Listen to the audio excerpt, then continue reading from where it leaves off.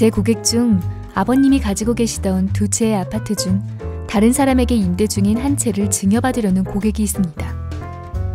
최근에 바로 옆집이 3억 원에 거래되었고 전세 보증금 1억 5천만 원, 다른 대출은 없다고 합니다. 고객의 나이는 35세이며 지금까지 부모님으로부터 한 번도 증여를 받은 적이 없답니다. 증여세는 어떤 방식으로 계산되나요? 자, 여러분 이번 시간에는 증여세의 계산 구조에 대해서 알아보도록 하겠습니다.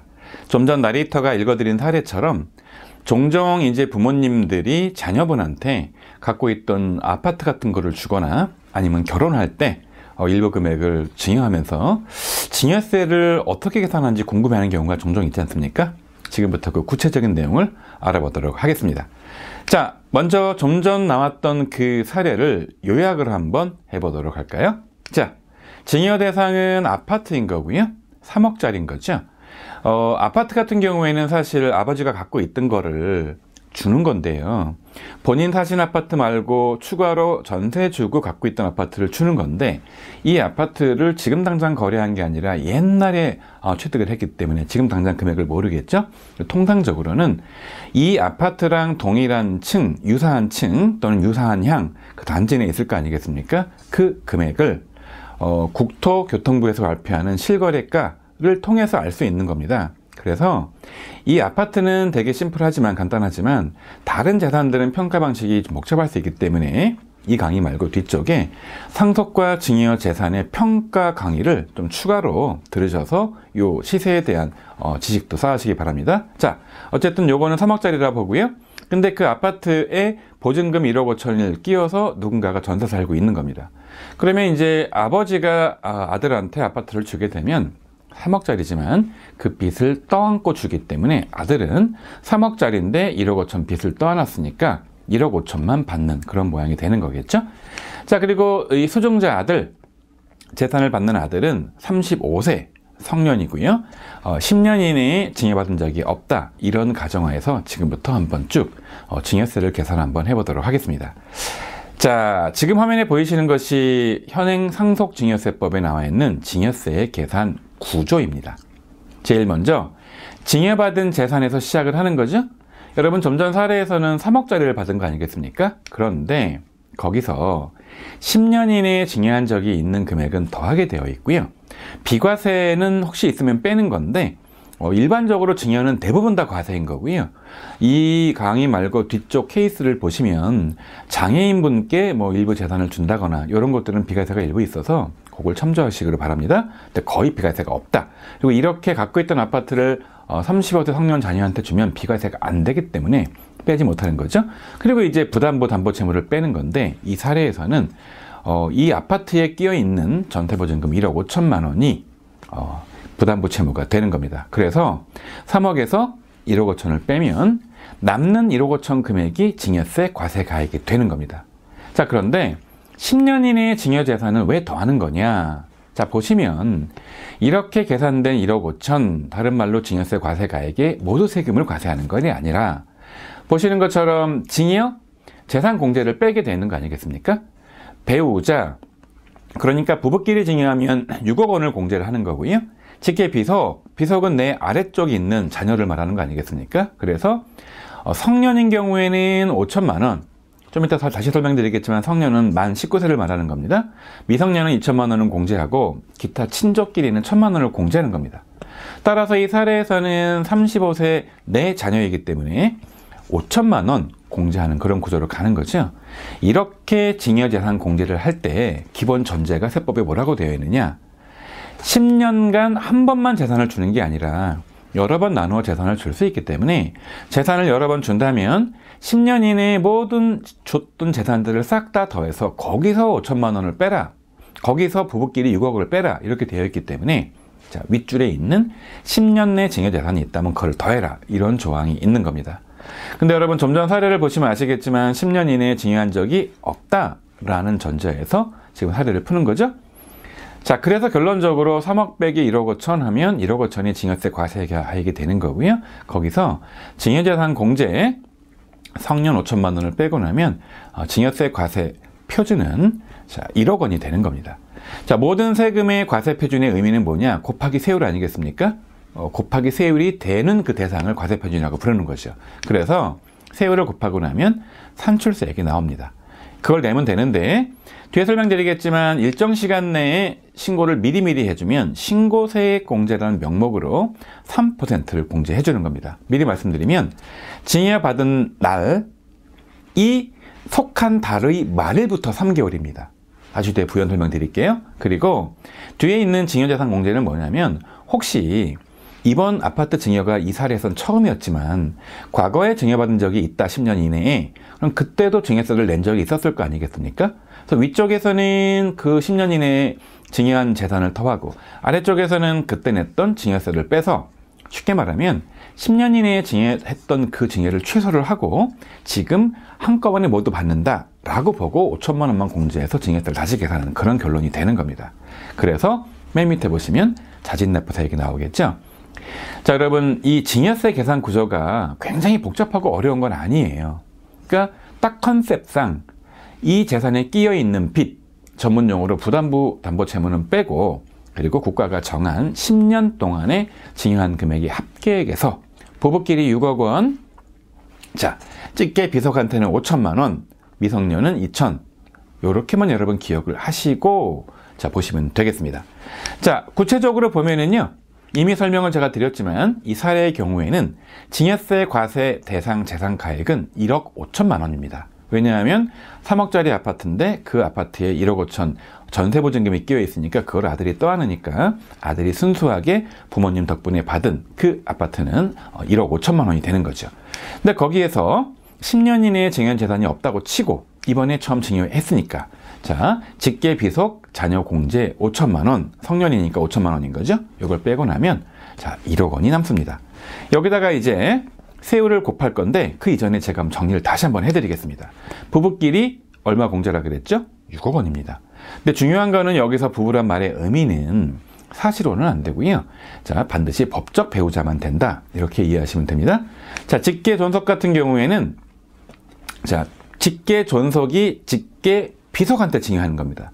존속이라는 단어는 위쪽을 말하는 거고 비속은 아래쪽을 말하는 건데, 통상적으로는 할아버지가 손자를 주거나 아버지가 자기 아들을 주기 때문에 성년 자녀한테 주는 경우에는 5천만 원, 미성년 자녀한테는 2천만 원 공제한다, 이렇게 이해하시고요. 직계 비속, 이 말은 비속이 존속한테 증여를 하는 겁니다. 말을 바꾸면 자녀가 부모님께 증여를 하는 거죠. 자, 어차피 재산을 받는 부모님도 연세가 있으시기 때문에 5천만 원 똑같이 공제한다, 이렇게 이해하시고요. 친척끼리 친척한테 증여를 하게 되면, 자, 1천만 원을 공제하는 그런 구조로 가는 겁니다. 이 1천만 원은 친척이 여러 명이면 1인당 1천만 원이 아니라, 자, 여러 친척이 준 거를 합쳐서 1천만 원이기 때문에 굳이 1천만 원 줄 목적이 있다면 친척 중에 한 사람만 구하면 되겠죠. 여기서 참고할 거는 성년이란 말의 의미는 민법상 따르는 거고요. 만으로 19세 이상이면 다 성년으로 보는 겁니다. 대략적으로 이제 대학 들어가면 이제 신입생부터 대부분 다 성년이 되겠죠. 그리고 이제 친척 같은 경우에는 6천 이내의 혈족. 혈족이란 말의 의미는 피가 섞인 친척을 말하는 겁니다. 나랑 직계로. 그리고 4천 이내의 인척. 피가 섞이지 않은 인척까지는 4천까지만 친족으로 봅니다. 여기서 한 가지 주의할 점. 직계 존속, 위에 계신 분이 직계 비속 자녀한테 재산을 증여하면 성년 5천만 원이다 라고 말씀을 드리니까 이런 생각을 하시는 겁니다. 어머니도 자녀한테 5천만 원을 주고, 아버지도 자녀한테 5천만 원을 주시고, 친할아버지도 5천만 원 주고, 이런 식으로 여러 명의 인당 계산이냐 라고 질문하시는데 그건 아닙니다. 모두 다 합쳐서 5천만 원이기 때문에 혹시라도 아버지가 5천만 원 주고 할아버지가 5천만 원을 주게 되면 위쪽에서 아래쪽으로 총 1억이 간 거 아니겠습니까? 그래서 1억 빼기 5천만 원 해가지고 5천만 원의 과세표준이 나오기 때문에 한 사람만 주셔도 충분하겠죠? 이런 내용입니다. 자, 이제 좀 전에 계산된 과세표준 1억 원에다가 세율을 곱해야 되는데, 상속세, 증여세의 세율은 지금 보시는 것처럼, 자, 과세표준이 1억이 안 되면 10%, 1억에서 5억 사이 금액에 대해서, 사이 금액이 여러분 4억 원이잖아요. 자, 그 4억 원에 대해서는 20%를 곱하는 건데, 우리가 저 앞전에 소득세 누진공제 세율표를 공부했던 것처럼, 자, 일반적인 사회에서는 누진공제표를 많이 활용을 하다 보니까 화면에 보이시는 이 표와 같이 전체 과세표준에 일단 20%를 곱하고, 자, 빼기 1,000만 원이죠? 요거는 뭐냐면 원래 상속증여되는 재산에서 금액을 나눠 가지고 1억 원 이하 금액은 10%만 곱해야 되는데 1억에서 5억 사이인 경우에 일단 20%를 다 곱했으니까, 자, 밑에 있는 1억에 대해서는 원래 10%만 곱해야 되는데 20% 곱하게 되니까 10%를 더 곱하게 되잖아요. 그래서 더 곱했던 10%를 계산한 그 금액이 1,000만 원이거든요. 그걸 빼주는 거죠. 여러분, 이 누진공제에 대한 전혀 정확한 컨셉이 좀 헷갈리는 분들은 그냥 신경 쓰지 마시고요. 지금 화면에 보이시는 이 공식대로 계산한다 라고만 여러분 알고 계시면 됩니다. 그리고 이제 5억에서 10억 사이에는 30%를 곱하는 거고요. 10억에서 30억 사이에는 40%를 곱하는 거고, 30억 초과에 대해서는 50%를 곱하는 겁니다. 여러분, 그런데 제가 특별히 10억 원 초과와 30억 초과에 40%와 50%에 빨간 색깔로 칠을 해놨죠. 왜 이럴까요? 자, 기본적으로 40%와 50%의 세율을 적용받으면 엄청난 세금이 나오기 때문에 특별히 주의해야 되는 그런 사례다 라는 걸 말씀드리려고 표시를 한 겁니다. 여러분, 또 하나 주의할 거, 지금 이 표를 잘 보시면요, 상속세라고 쓰여 있나요? 증여세라고 쓰여 있나요? 세율이 상속증여세율인가요? 상속증여세율이죠. 이 말의 의미는 저랑 뒤쪽에서 공부할 상속세 계산할 때도 지금 이 세율을 쓰는 거고요. 지금 공부하는 증여도 이 세율을 쓰기 때문에 상속세의 세율과 증여세의 세율이 같냐라고 누가 물어보시면, 질문하시면 같다 라고 답할 줄 아셔야 되는 겁니다. 자, 그러면 좀 전 사례를 가지고 한번 계산해 볼까요? 여러분, 좀 전 사례에서는 과세표준이 1억 원이 나왔죠. 그 1억 원에다 몇 프로를 곱하는 겁니까? 위에 산식을 보면 10%를 곱하는 거죠? 그럼 1,000만 원의 세금이 증여세가 도출되는 겁니다. 그런데 이 1,000만 원을 내면 되는 겁니다. 그런데 다 내는 거냐? 약간 깎아주는 제도가 있습니다. 자, 이 기본적인 상속증여세율 10%부터 50% 이 세율에 추가해서 한 가지만 더 공부를 해볼까요? 자, 바로 세대 생략 가산액입니다. 지금 여러분 좀 아까 사례를 보시면 아버지가 아들한테 재산을 주는 케이스였지 않습니까?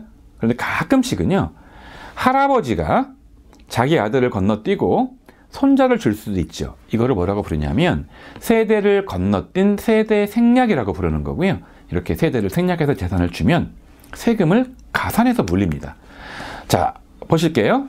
할아버지가 손자에게 재산을 증여하는 것과 같이 세대를 생략해서 증여를 하게 되면 산출된 세금의 30%를 가산하는 거죠. 여러분, 좀 전 세금이 1,000만 원이 나왔죠. 근데 그게 아버지가 아들을 주는 거였지 않습니까? 근데 만약에 이 재산을 할아버지가 손자를 주는 경우도 있지 않습니까? 그렇게 되면 1,000만 원 나온 세금에서 30% 가산하니까 300만 원. 그래서 1,300만 원의 세금을 내야 되는 그런 구조로 가는 겁니다. 왜 이렇게 세대 생략인 경우에 가산을 하느냐? 일반적인 부를 물려줄 때는 아버지가 아들을 물려주는 거지 왜 손자를 주느냐? 건너뛰는 거 아니냐? 그래서 그 경우에는 어차피 아들한테 갔다가 다시 손자한테 갈 때 또 증여세가 나와야 되는 건데 미리 보내버리니까 또 안 나올 거 아니겠습니까? 그래서 조금 더 물린다. 이런 컨셉으로 보시면 되고요. 추가로 이 미성년자가 할아버지 등으로부터 재산을 받는 거예요. 손자도 성년 손자가 있고 미성년 손자가 있지 않습니까? 근데 미성년 손자예요, 더군다나. 그런데 그 금액이 이 10억을 초과한다면 30%가 아니라 40%의 세대 생략 가산을 한다. 여러분, 이렇게 이해하시면 되겠습니다. 자, 이제 산출세 계산했으니까 세금을 내야 되는데 좀 전 사례에서 1,000만 원 세금이 나왔죠. 그런데 증여일이 속한 달의 말일부터 3개월 이내에 신고를 해주면 기특하지 않습니까? 그래서 신고세액 공제를 3%를 해줍니다. 자, 읽어드릴게요. 증여세는 증여일이 속한 달의 말일부터 3개월 이내에 자진해서 신고만 해도 신고세액 공제라는 이름으로 3% 세금을 깎아줍니다.